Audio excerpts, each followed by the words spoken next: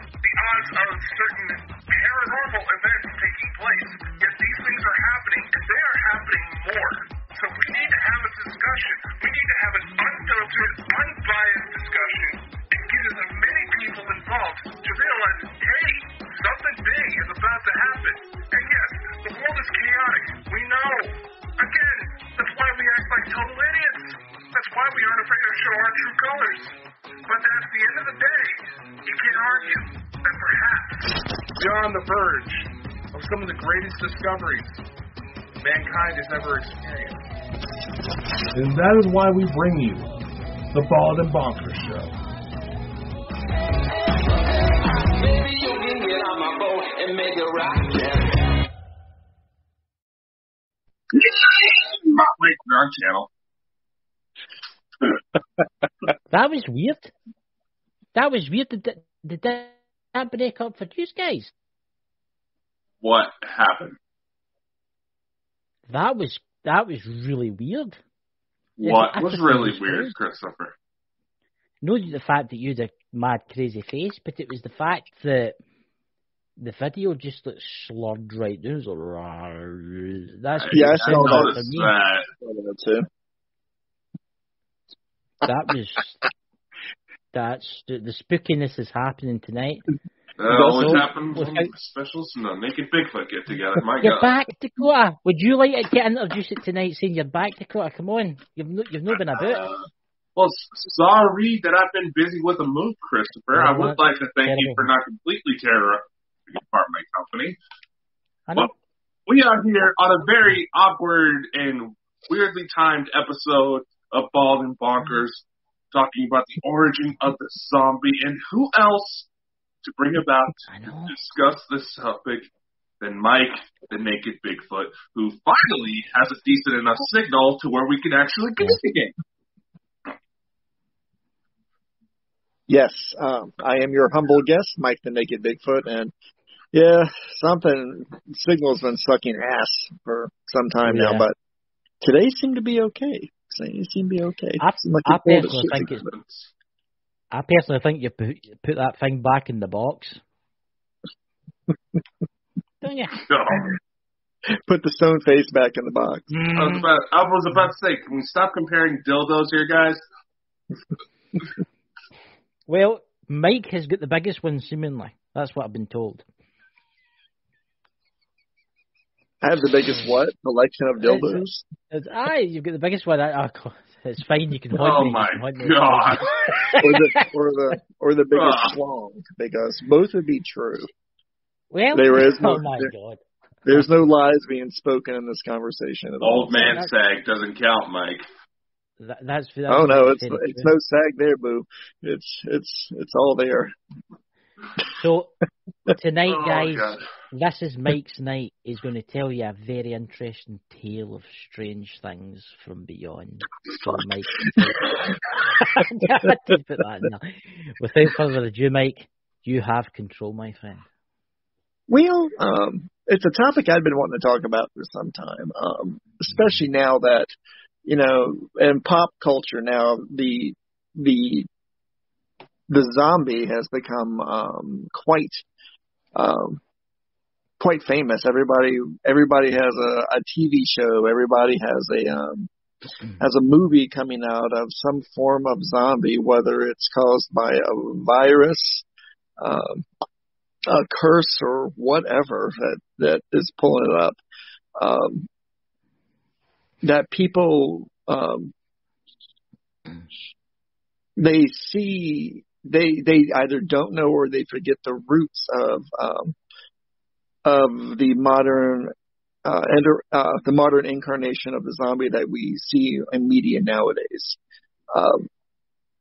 They're not, and I will speak mostly based on my faith for those who do not know. I am a Hungan. I am a voodoo priest. And probably the zombie is aside. There are two things in my faith that are greatly Hollywoodized and greatly misconstrued, and that is the voodoo doll and the zombie. Mm-hmm. And I kind of blame Bela Lugosi for that when he did the movie White Zombie. You can trace it back then when. For those who don't know, that's a very old black and white movie that Bela Lugosi did. But it was one of the first movies that dealt with the topic of zombies, and they used a very racist. I can say that. I'm not saying it was a racist movie, but during the time, they sensationalized voodoo and attached the zombie to that, without fully understanding, what exactly in my faith a zombie is. I would say was or is. It's more fun to create these mindless automatons that enjoy eating people.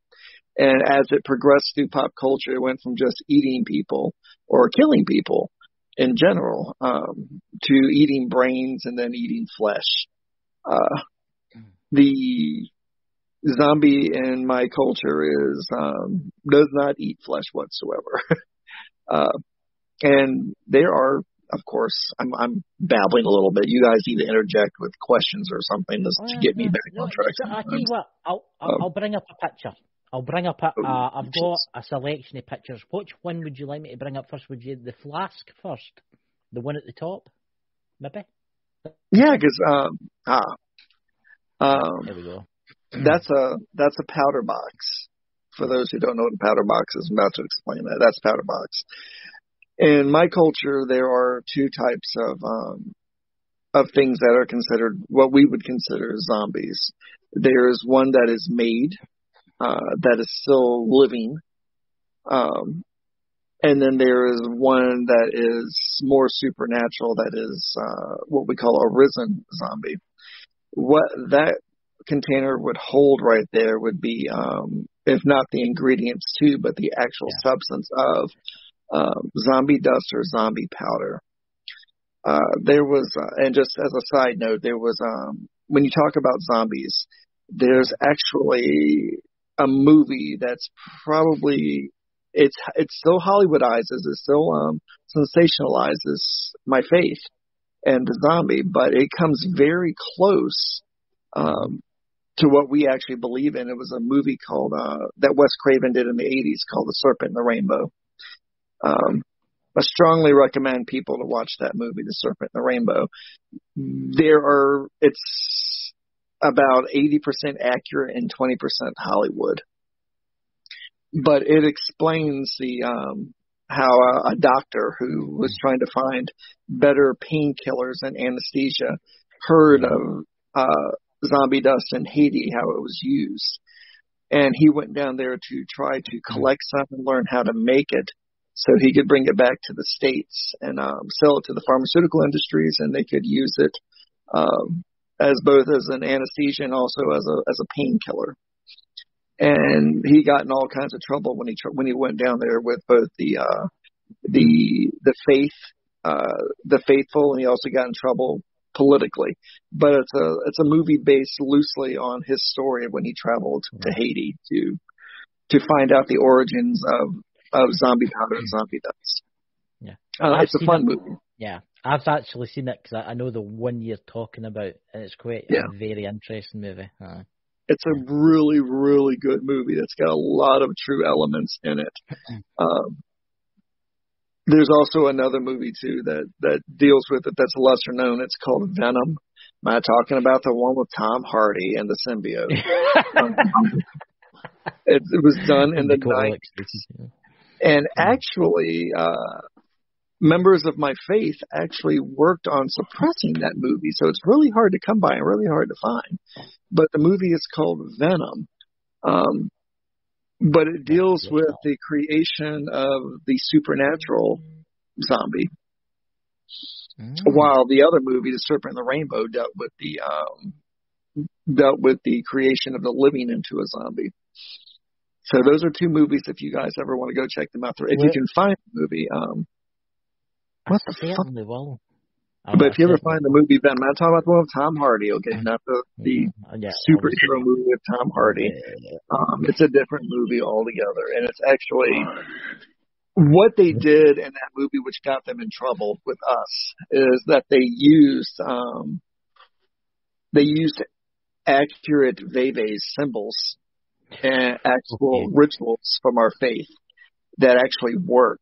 They use them on the set and they use them in the movie. And oh my god! If you watch the movie, things happen when people watch this. When they watch Venom, things happen.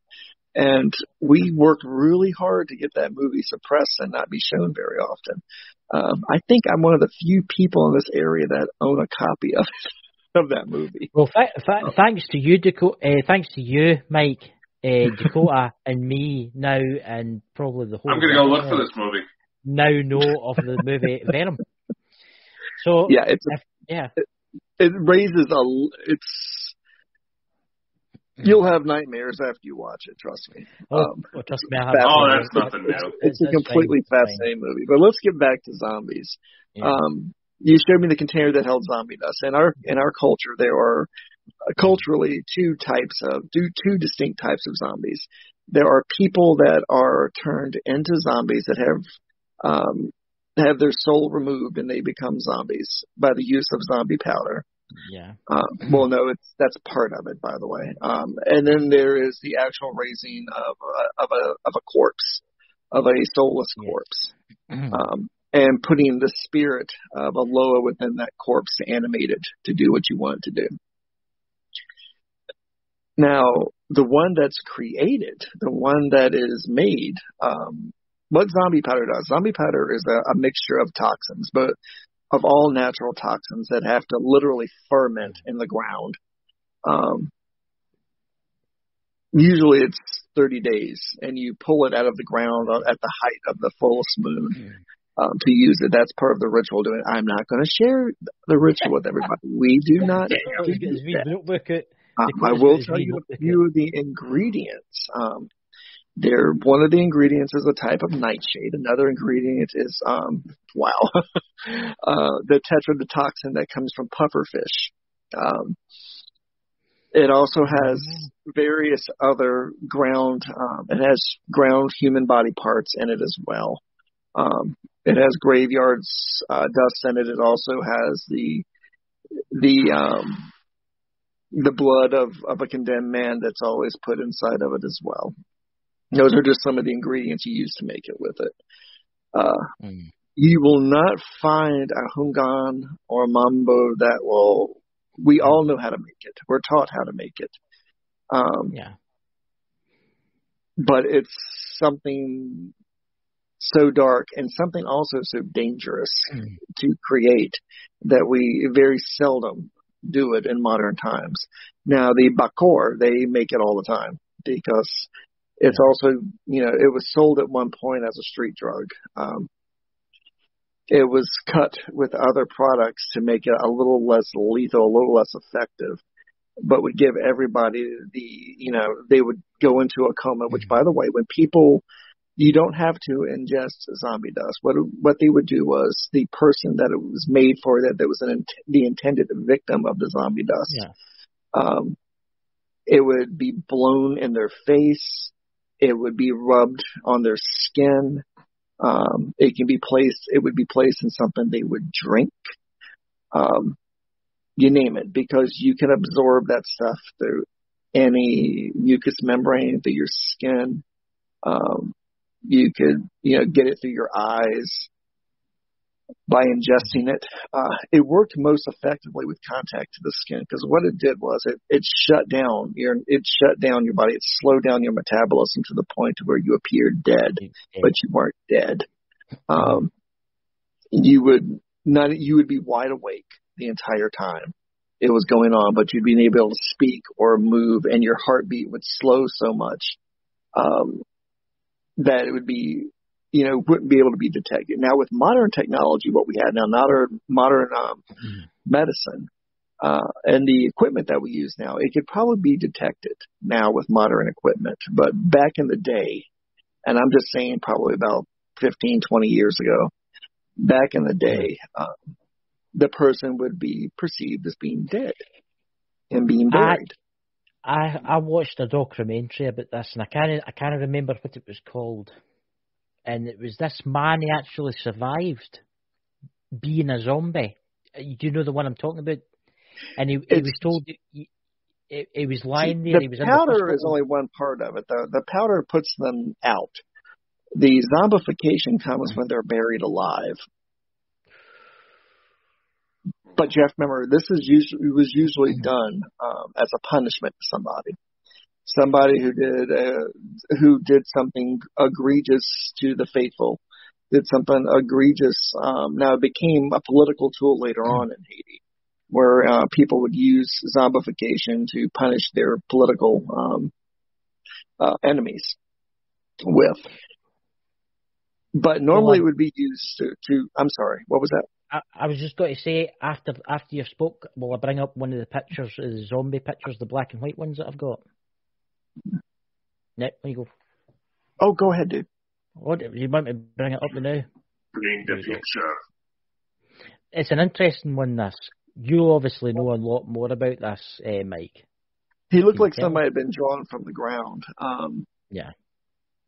What they would do is when they used the dust on him, like that gentleman probably had it used on him, they would be buried alive. They'd be fully aware that they were in a coffin, and be fully aware of hearing the soil being thrown back over top of their coffin. Yeah. And after, they would leave them in the ground for a day or so before they drew them back up out of the ground. And they would not be themselves anymore. They could barely speak. They moved with a rigid motion. And there's a gentleman that's probably about to either bury someone or draw someone from the ground now. Yes. But when they drew them from the ground, what medically speaking, they suffered from brain damage from the lack of oxygen.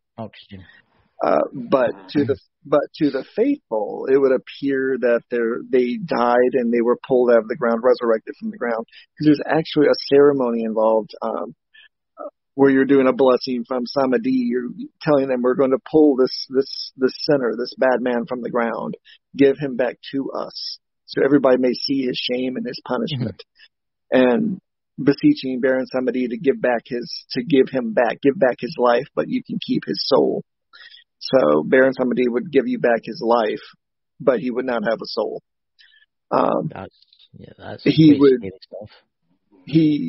would. A person, and it was very rarely happened to women. It usually was done to men. And the people, when they died, everybody thought they died. There'd be an obituary in the local paper saying that this person died. And then, a few days later, they see them walking down the road or walking down the alley. And the only thing they could think of was they've come back from the dead. Yeah. But they did quite a scary thing, Well, the thing is, they still had a need to eat and feed themselves. They still had the basic mindset to try to survive. They would try to eat. They would go and walk into someone's house in the middle of dinner and shamble in, and start eating off their plates. If someone offered them food, they would try to eat the plate or eat the glass that held the water that was given to them. They didn't live long once they were pulled from the ground in that state. Yeah. Usually they met with an unfortunate fate. I mean, the brain damage was so extensive, eventually they were going to die from the brain damage. Oh, yeah. But usually the locals would put them down. They would shoot them, burn them, strangle them, behead them, you name it. They would break all the bones in their arms and legs once they were dead to make sure they didn't rise again. And then they would put them back in the ground permanently that time. So, but when they saw them walking around, they know that they had committed some great act, some great sin that they were being punished by the Loa, by being brought back up to show their sin. That's terrifying, Mike. That's absolutely fucked up. Terrifying. I mean, there's a photo here. There's two photos. I've got one that you sent me, Mike, and then I found a kind of different one. Can you tell us something about this? Because I find this very interesting. It's kind of like an illustration. The zombie was considered were considered also as slaves. Yeah. There are tales of people that were brought from the ground, and that's right there with the ropes around them. That they used them once they were pulled from the ground. That they were just now the man in that picture right there with the hat on. Yes. He represents one of the Loa that drew him from the ground. Wow. Very interesting. If you look over the grave, that mask that's over the grave, that represents the soul that was left in the ground. When the body was pulled out, the soul was left in the ground. I hadn't noticed that before. Near the Dutch, I never noticed the mask either. I know what that symbology is right there. When I look at it, I know what that. Does the black symbology is not used very often? Does the blackness have like any symbology? I know if it's not, it's meant to be like dark because it's daytime, obviously. But you see how next to the two people in white, there's like. Well, no, you only draw somebody from the grave at night. You never draw them out during the day. Right. Right. So this was all during. This was all done by candlelight. This was all done by lantern light and torchlight when it would be done, when they draw them up. But there are stories of people like that when they were drawn from the ground, that they were used as temporary labor in the fields to pull plows and to cut sugar cane, so on and so forth. But you can see that church in the background, that cross. That kind of symbology didn't come in until much later in the history of the zombie, because the Christian missionaries frowned on that practice. Obviously. Oh yeah.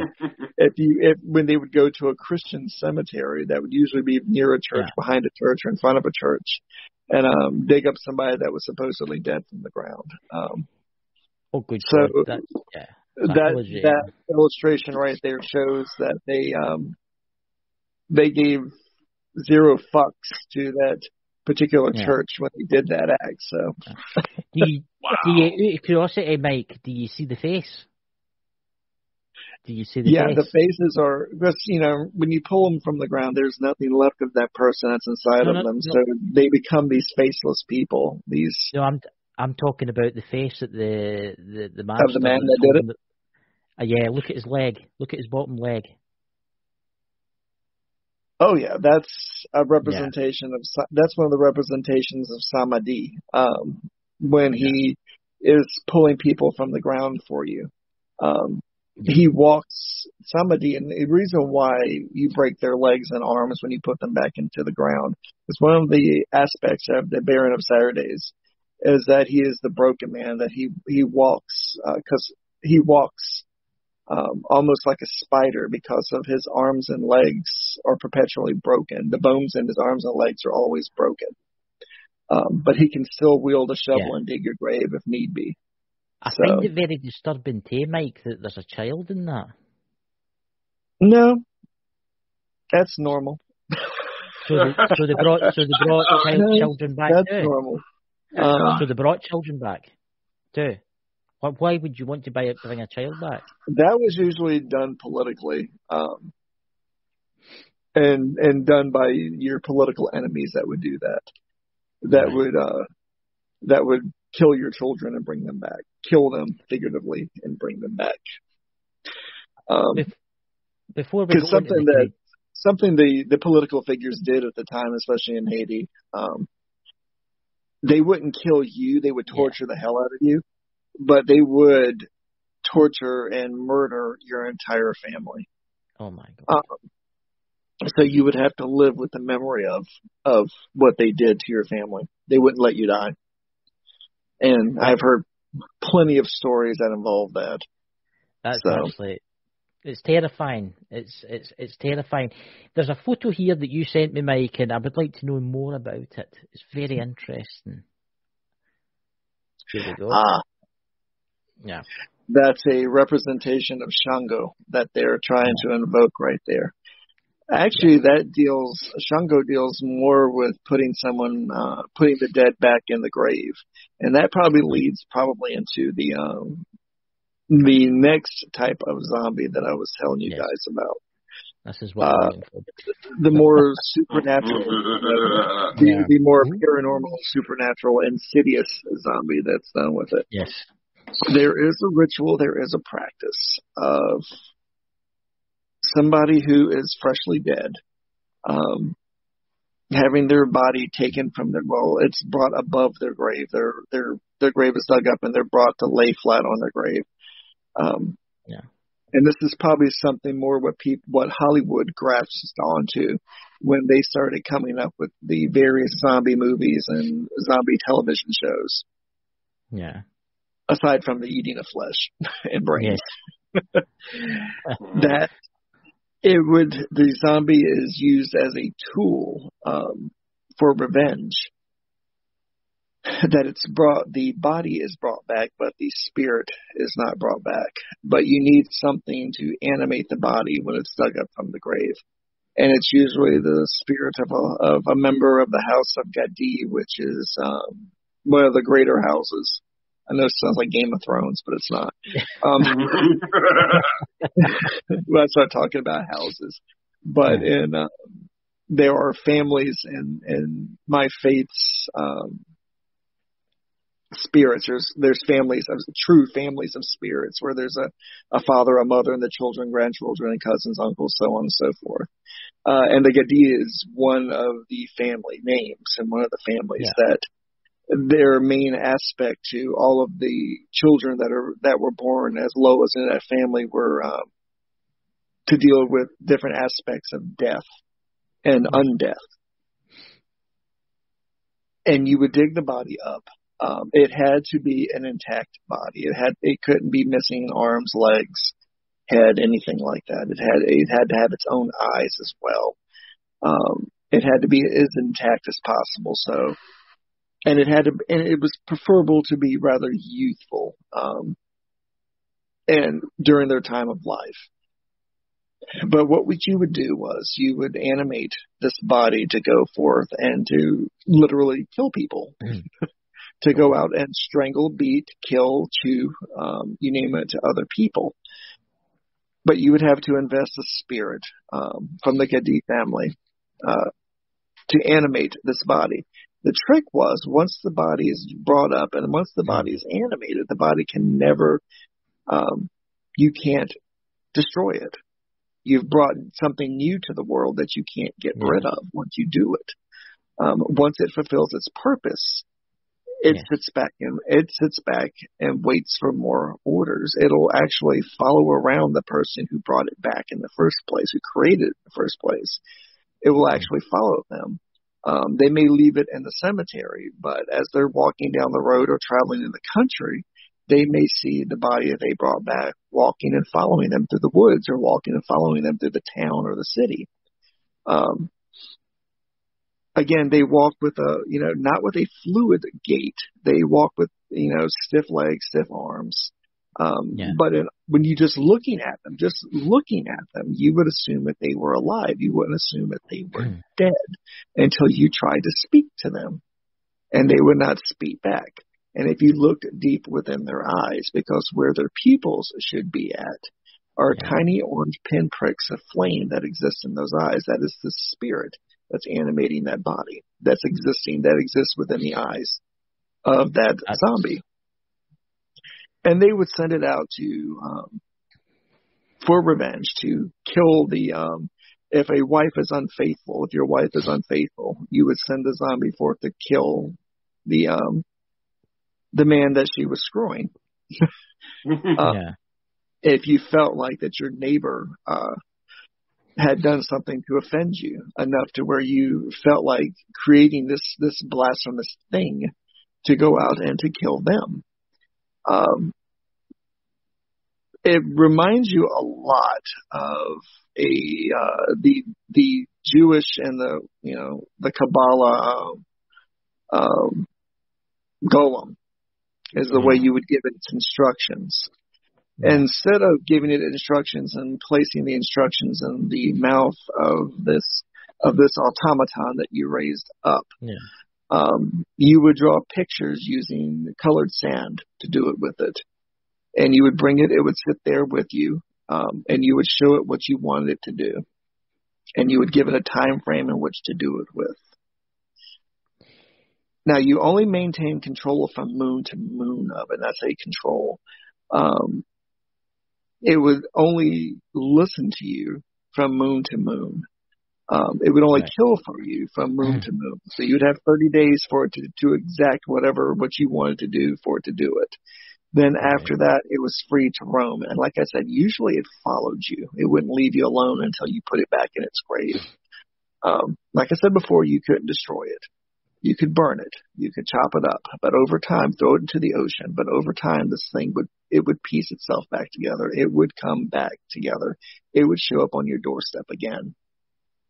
Not to hurt you, but if it was still within that moon-to-moon period, it would be there for further instructions to complete its mission. So basically, it's the ultimate soldier then. It's the ultimate killing machine. That's what it was considered as, and it did not use tools or anything like that. It used its bare hands, it used its mouth, it used its feet to literally rip you apart, snap your neck, so on and so forth. Now, if you needed to put it down, knowing that this thing that you created is now completely immortal, you can't do anything with it. The only way to put it back in its grave, and this is a little bit, but discretion is advised. But I know, but every child knows this, and most of these corpses were males. So what you would do was you would cut its penis off, place it in its mouth, and when you placed it within its mouth, you also had to fill its mouth with salt. Completely with salt, and then sew its lips together over top of that. You would cut off its toes. The toes you would fling into the woods or burn in a fire. You would pour salt in the nose, and then you would sew up the nose holes of it. But you weren't finished yet. You had the eyes. You had to blind it. You had to literally take hot pokers and put the eyes out, and then take the eyelids and sew them shut. After you poured salt, of course, in the holes that once held its eyes. What that does is it grounds out, the spiritual energy that's animating this corpse to where it will no longer rise. Now, if you were to cut the mouth open, cut open all the holes and remove all the salt, it would rise again and start moving again and pull itself back together again. But usually once you did all that, you would put it back in its grave and cover it, and nobody would go near that grave or ever try to take that body up again, knowing what it was that was waiting in there, waiting to come back to life and come back out of there. God. One question, and I'm thinking for the chat here. What happens if the zombie was a woman? I had to ask the question. I don't know. It's just something. Oh my God! I've never heard of an instance where a zombie was a woman. Right. I've heard of women that were punished using the dust before. But I had never heard of this woman being one of these Haitian revenants brought back for revenge before. Ever. Here's an interesting question, Mike. In all your days and all your stuff that you've done, have you ever encountered anything exactly the same as it? I think in my time that I've seen them. Right. But never interacted with them. I would see them on the street and I would get the impression there was something wrong there. But I never interacted with them, nor have I ever felt compelled to ever make one or summon one whatsoever. Do you now think you're making me think that other question about women's making me think too. No, because there is a way. There was a way that they would use women to punish their husbands with, and sometimes zombie powder was used in it. But it was the way it invoked a certain madness in women that caused the woman to kill her husband. And then she would wake like she had been asleep with no memory of what she did. But during the madness that she's infected with, she felt no pain. And if she had no knife and no tool in which to stab or kill her husband, she would use her hands and her teeth to rip into him with it. And she felt no pain during this time. So if she was shot or stabbed, she wouldn't feel it. She would continue on until he was dead. And once he was dead, she would snap out of it. I'll ask this question. So, Florida woman cracked out on meth. Got it. Here's a question for you, and then I'll let Dakota speak because he's no spoke all night hardly. Do you think in this modern era in the United States, is there any among us right now? Yes. Right. That's terrifying, that actually. Yeah. I know. Just not the Haitian version that's out there, because there are things that were brought up, and summoned forth zombies that were just released into the wild instead of being put down properly. But there are other cultures with other practices that would resemble what we would call a zombie that are out there. Yeah. That people brought up. Like I mentioned before, there of course is a Scandinavian revenant, which looks just like a living being, except for the person that it was called forth to kill. It's a corpse. It's an animated corpse. The person that it was sent to kill or to harm would not see it as they would not see it as a living being. They would see it as a shambling, rotting corpse coming after them. While everybody else around them, the non-intended victims, they would see it as a living being attacking another person. But the person being attacked would see it as it really was, as a rotting corpse trying to kill them. So. Cool. I'm finding it interesting that Mike's sound is starting to act funny as he was talking about that. Yeah. I don't have a mirror box to put myself in, so. We'll need to make one. I know. I have to make a big mirror coffin to put myself in. So. Hi. So, out of curiosity, are there any countermeasures that someone could do that could negate the effects of the zombie dust? No. Absolutely. No. Absolutely none. This stuff is incredibly strong. There's no way to avoid it. If you get the smallest amount on your body, it will affect you. Mm-hmm. And it could, again, you could get it on your clothes. This is why it's so dangerous. This is why so many people don't screw with it. If you get some on your clothes, think of it as the fentanyl of the supernatural world. It doesn't take much to affect you whatsoever. I like playing pop culture and current event stuff to explain stuff. If you have some that's settled, like it missed you, but it settled on your clothing, but later on it gets on your skin, it's going to have the same effect. It's going to do it. It takes so little of it to put you down, and there's no way to. It has to wear off. It has to wear, and it does wear off. It takes about 24 or 48 hours for it to completely wear off, but it does wear off. Your body does metabolize it, and it does wear off. And you wake up fine. Aside from the point, if somebody buried you, though, while you were under the effects of it, you would wake up fine. Silent mode. You wake up with some serious brain damage. Mike. That you would meet your final death eventually from it. So that was strange. You're starting to talk like a. See what I mean? Deeper in the hole we go, the weirder Mike sounds. Here's something, and maybe there's somebody sitting out there panicking now because somebody set a zombie after them. The second zombie, the bad ones that don't die, right? Is there any way, it's going to get you. In the end, it is going to get you, right? Is there any way you can protect your house so it can't come into the house? So as it waits outside on you, it can't come in.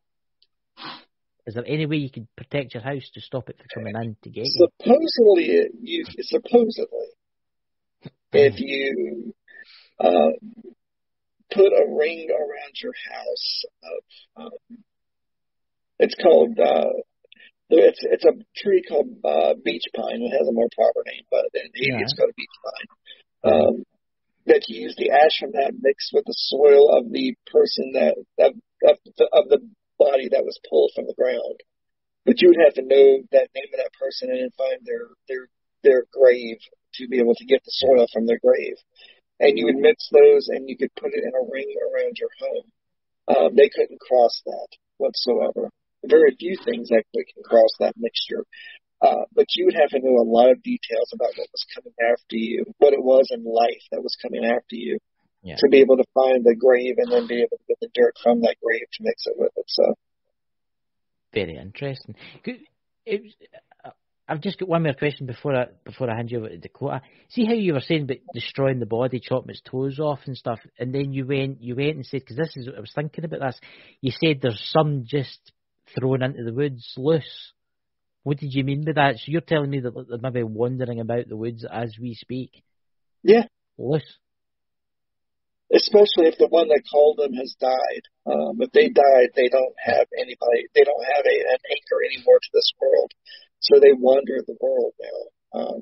So they just wander aimlessly. They don't. Well, they don't need food. They don't need water. They don't need to breathe.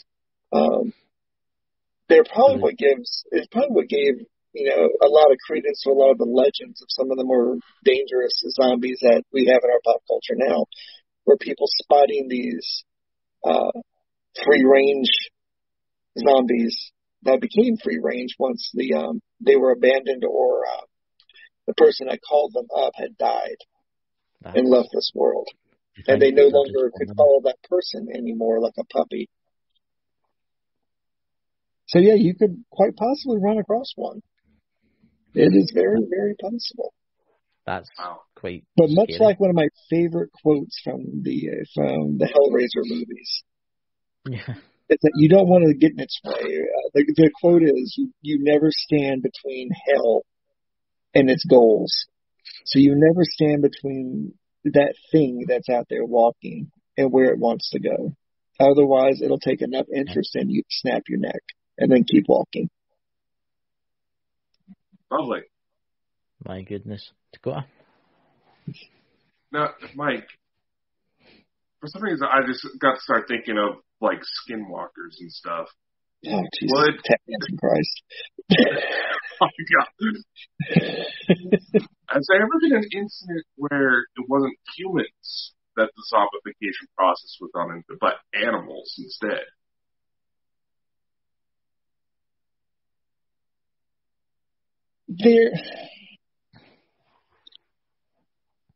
There are tales. Animals are different. Animals are completely different. Their souls have a different purpose. Animals have a different purpose in both life and in death. They are creatures of instinct.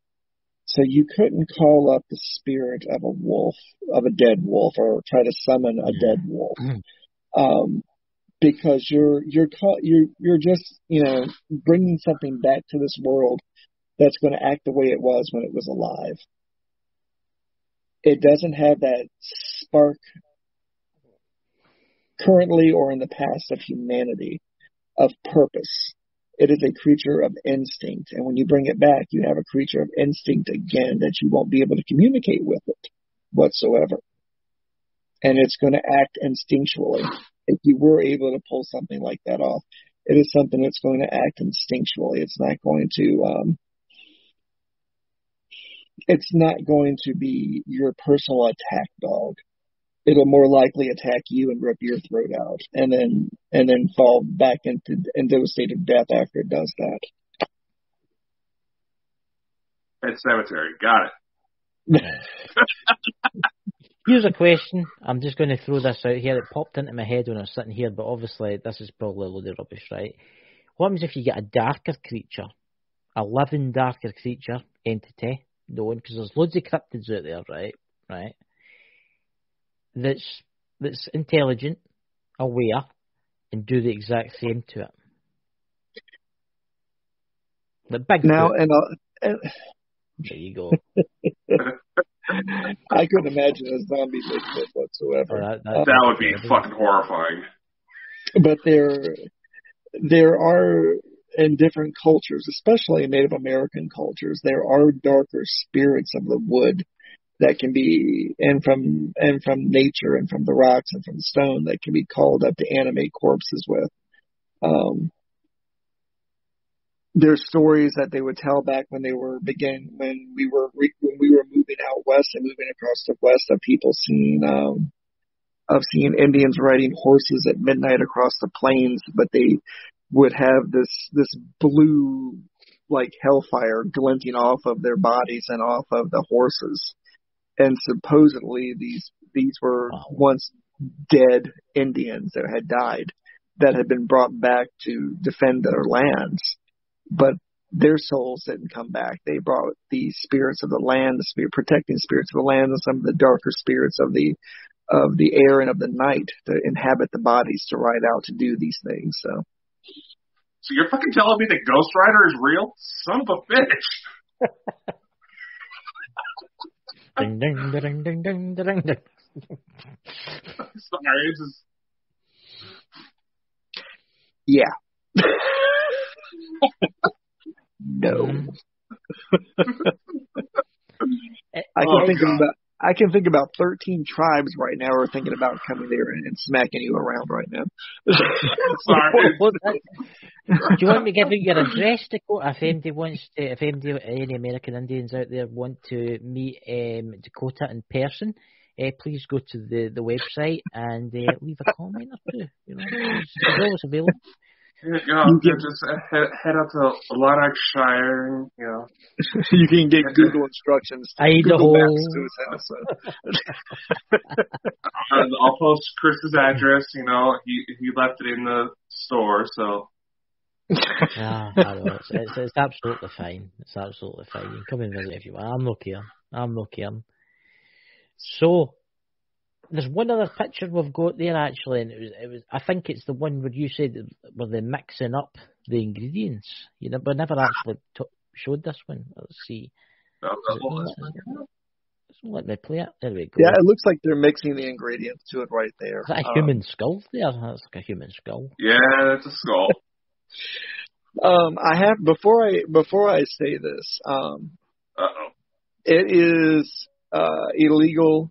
It is a felony to harvest human remains from cemeteries currently. Yeah. But before those laws were in effect, and those laws don't pertain to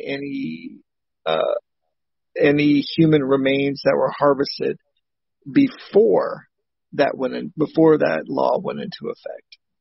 Yeah. With that being said, I own several human skulls. Do you, mate? You show one of them one night. Wow, what a surprise. I own human skulls. Well, there is a guy on TikTok who is selling real human bones. That's illegal. That's illegal. Illegally acquired. And I was like, isn't transporting across state lines legal? Well, it's illegal to sell human remains too. But what happens if they're already old, very old? Say they're about maybe 500 years old and they were bought in a shop maybe 100 years ago. There's still laws that prohibit doing that, except for under extreme cases. Most of the time, you can donate to museums, to different societies to do it with it. But you can't exchange money when it comes to that whatsoever. Out of curiosity, the human skulls that you've got, it wasn't anybody that pissed you off, was it? No. It was during my training where I had to go out and remove the skulls out of the ground of some people to create tools that I needed for my practice. So, and one of them I turned into a bowl, which I used to mix various powders and dusts in. For a second there, I thought you were going to say you eat your Rice Krispies out. Oh, God. Your Cocoa Pops. The others lotion on its skin, Rob. The others I use like a transistor radio if I need to try to communicate with someone. So oh my God! I have the remains act as an anchor for the spirit that I'm calling up. So the other one I use to mix shit up. I would love to see that one night. Would you? I have to make sure. There was like an electronic static I heard on my end when Mike was talking about using it as a transponder. What the hell? That was just freaky. I would really be interested in seeing that, mate. I will have to do a show on that and have those and bring some, because they currently reside in the cabinet of bad shit. So I lock them up so people don't mess with them too often. So why don't you do a video live one night, Mike, from the epicenter, from the cabinet of bad shit, from the location itself? You know why? I'll come and visit you and help you. It's because I don't know how much. FBI, open up! We'll know of some of the malice that's associated with these objects. I'm not sure how much of it can be transmitted digitally. I was curious. I didn't think about this until after my show ended last night. Of how many people could have been affected last night by it. I was affected slightly. I couldn't sleep after it. For some weird reason, I kept seeing it in my image in my head, I will say that. And I had and I seen you, but you had like a weird gown on. I don't know what you were up to. And Liberace. Liberace, there you go. And I seen the face, and I kept waking up. It's strange. I woke up at 4 o'clock in the morning exactly. Went back to sleep, and I woke up at 6 o'clock in the morning exactly. And every time I woke up, my Alexa sitting next to me, and I clicked it, and it was exactly like 4 a.m. Nothing caught on fire, or you didn't feel ill, or have a fever. My experience, it takes spirits a little bit to figure out how to transmit themselves digitally. But when I woke up in the morning, I had a sore stomach for some weird reason. I did have a sore stomach. Well, but it didn't last long. If you don't die within a space of 15 days, I'll say that you weren't cursed. So fine then. But if this is my last transmission, I would just like to say, everybody as witnesses, that I am going to haunt Dakota. But Mike, you know something? Because I like you so much, I'm not going to haunt you because I just like you so much. It'll be a happy haunting. Aye. But just let your family know, though, Chris, that I would appreciate a body part, like a finger or a toe or something. Would you like left hand or right hand? Left hand, preferably, to put in my cabinet of curiosities. So. Would you like the full hand? Would you like the full hand on like a kind of a mounted mantelpiece kind of thing with some LEDs? No, I do not want a whole hand. Come after me at night. I've seen plenty of hands of glory during my days of traveling. I do not need any more of those. Oh, God. Not a glory hole, but a hand of glory. Can you imagine hand of glory that's shaped like that? Yeah. Can you imagine what would be worse? Going down to the cabinet of this despair where all your things are, and then noticing that my hand was missing. So you'd be lying in your bed at night, and there'd be something slowly. I like to see if I could get your hand to animate to get it to walk around like thing. That'd be kind of cool. You can get me to do like things like maybe like clean. I'm pretty sure I could go all Dr. Frankenstein on that thing and do that. So. Well, my last will and testament that Dakota but I don't really know, Dakota. I've got to go to haunt you. And my left hand has to go to Mike, the Naked Bigfoot, for a science experiment. You know what? My right hand's the, you know what I mean? My right hand's a I good just hand, want to you make I just want to make a necklace out of your knuckle bones. That's all. So.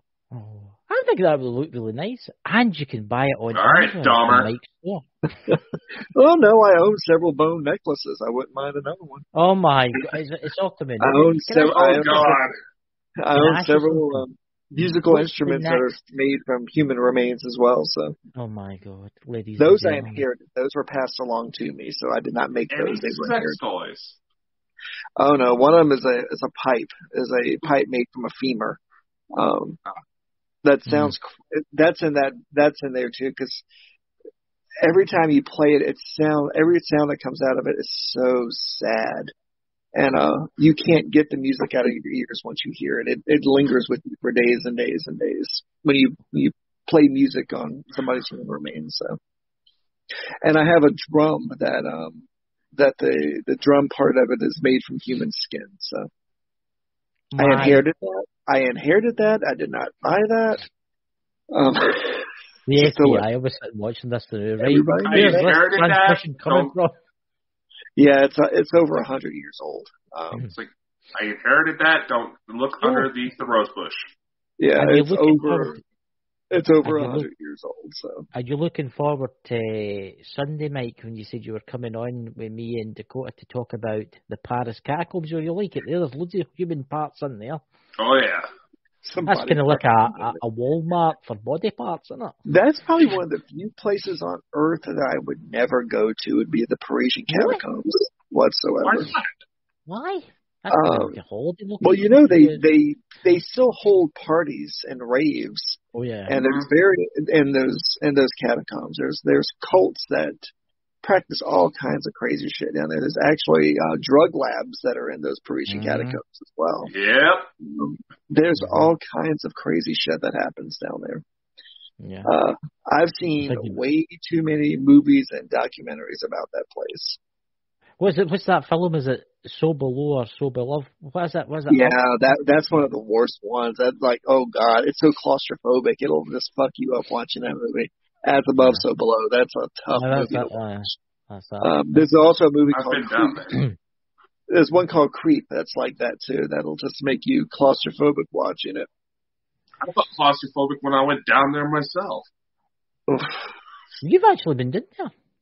I've been to Parisian catacombs. How the hell did you get down there? I mean, you're what, 7 foot tall or something like that?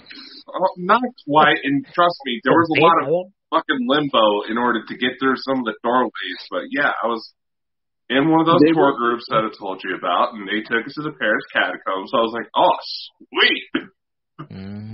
Yeah, those things were not made for modern men. Those things were made for people that were a lot shorter and smaller than we are. I find it fascinating, the Paris catacombs, because there's actually tunnel systems that haven't been even explored yet. Oh yeah, because there's hundreds of miles. Oh yeah. I mean, you think they haven't been explored as far as we know. That's very true.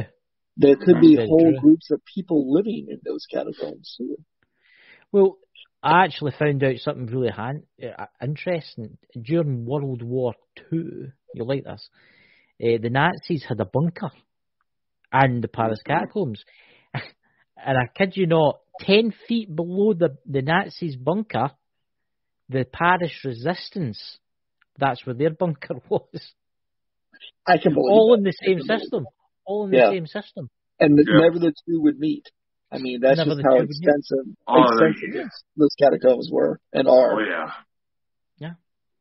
You know, we should actually do a live one night talking about the Nazis and what they actually go up to. Because you'll know quite a lot about that, Mike, don't you? All the kind of strange satanic and the kind of strange worshipping that went on. With people always would assume that it was satanic, but they practiced. Yeah, they practiced rituals that were far older and far darker than anything that the Christians could pull out of their ass. So. Oh yeah. So Mike, and a lot what's of the it next worked. show? What's your next show? I'm probably going to do the show about that clay pipe. Oh. To be honest with you. The tale of the clay pipe. Yeah. The clay Can I pipe ask should be interesting. One question about the clay pipe. What did you smoke in it out of curiosity? Was it just normal tobacco or was it anything else? Because it's something that's in the back of my mind. I bet If you were going to anything that you did smoke in that, you would summon the spirits of the people that their ashes were mixed within that pipe. But I mainly smoked when I did smoke it was with tobacco that we actually raised on the farm and smoked and cured ourselves. So any young kiddies watching, don't smoke tobacco. It's very bad for you. Gives you cancer and many bad things. Well, unless you grow your own. I was about to say, tobacco itself, not so much. It's the shit they put. It's the chemicals they put in it. Like modern cigarettes, if you ever light a modern cigarette, it burns down extremely quick. It's designed to burn quick, so you have to have another one. Whereas because I used to smoke roll-ups, I used to smoke going from Virginia. I used to smoke roll-ups and they lasted longer. A lot longer. Regular tobacco does last a lot longer. And then there's a thing called rabbit ear tobacco, which grows wild here in the United States. And it was smoked by the Native Americans and a lot of the southern tribes. And that stuff would fuck you up like Percocet. Yeah. You need to get your own online store, Mike. Mike's Strange and Unusual Things online store. I think you'd make a killing. I think we need to get Mike's videos syndicated on the TV network. I know, Mike. We need to get your videos on the TV net. And another thing, when is this book coming out? When is the book coming out? Yes, I'm on that. Glad you mentioned that because I am expecting a visit tomorrow from my from one of my attorneys, but also from my agent / publisher will be here tomorrow. So we are going to be talking about that. Moving forward with it. So we are moving forward. Again, the family members involved in that haven't died yet. But we did reach an amicable settlement. So I was going to say you could always leave them a clay face, in the bowl. You should not fuck with the stone face. Should never fuck with the stone face at all. Yeah. So, ladies and gentlemen, I hope you enjoyed it tonight. We'll catch you all on Saturday and Sunday, and Sherry, she's got a show tomorrow in the Lost Magics. What's it about tomorrow, Dakota? I believe Queen's Castle, and I actually need to get with Sherry in order to iron out the details, because I haven't posted anything for it yet. That's terrible. But there's a lot of fucking castles. I know there's loads of castles here in the United Kingdom. Well, I'm in Scotland. There's a castle? One over there. They're everywhere. Oh, no, look, a nudist castle. We better don't tell Mike about things like that. You'll be getting them all excited. They exist. Where? I need to go. We'll see you, Mike, after the show. But everybody, thank you for coming, and we'll see you all on Friday, Saturday, Sunday. See you later. All right.